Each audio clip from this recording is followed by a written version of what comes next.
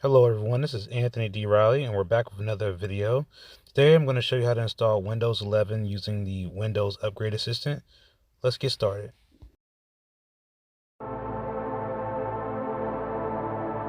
Another mastermind hit. Alright, the first thing is if you're new to the channel, please go ahead and hit the like subscribe button. So as I said, we're going to install Windows 11 using the Windows Upgrade Assistant. So I'm clicking on it now and a box is going to pop up here. And it should be coming up here any second here. There you go. And this is just basically accepting the terms and conditions to install Windows 11. This is something you kind of go through every time you upgrade a new installation or a new version of Windows. We went through the same thing with Windows 10 and we went through the same thing with Windows 8 if you were doing a upgrade. Because basically what I'm doing here is I'm upgrading Windows 11 from Windows 10. So we're actually doing an upgrade inside of Windows. So this means you can kind of do other things while the upgrade is happening. And this is very handy for people who are really busy and don't have time to really sit there and babysit their computer through a fresh installation. But in another video, I'm going to show you how to do a fresh installation using a Windows Creation Tool. So as you can see now, we're downloading Windows 11. And, I've speeded up this process a little bit just because it does take time. Depending on your internet connection, you could see the download take anywhere from 20 minutes to 2 or 3 hours. It just depends on your internet speed. But once you get everything downloaded, you'll see a progress here. And it goes pretty quickly depending how old your computer is.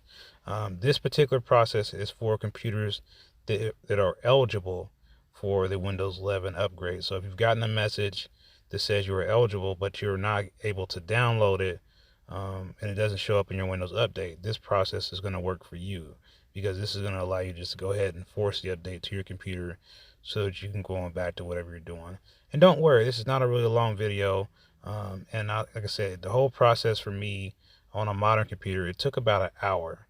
We're not going to go into all the different details of Windows 11 in this video, but make sure you subscribe to my channel because we will do some more videos specifically about Windows 11 and some of the new features, tips, and tricks that I've already learned. And what my first overall impression of Windows 11 is will be definitely something we'll go over in another video in the future. So now it's making sure we're ready to install. It's kind of going through a process to make sure there's no conflicts with software. And that's what's happening here. And another box is going to pop up here just to make sure I have enough storage. And then we're going to go to a blue screen. And this is just going to be on the screen for a while. Even though this screen is here, I have a computer that has 2 monitors. So even though I see this blue screen, I still have another screen that I can work on. So if you have dual monitors, you'll still be able to keep using your computer. But if you don't have dual monitors, the blue screen will more than likely take up your whole screen. And you'll see this screen for anywhere from 15 to 20 minutes, maybe 45 minutes if you have an older computer and you don't have a lot of RAM.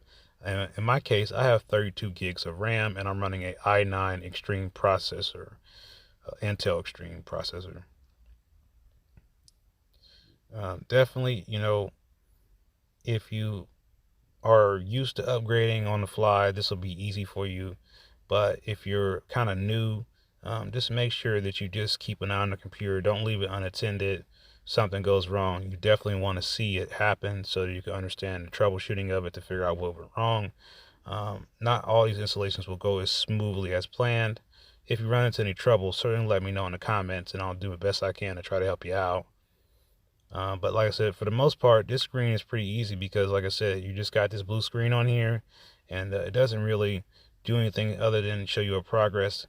But at the end of this screen, what's going to happen there in just a few seconds is you're going to see it get down. And what's going to happen is your computer is going to reboot.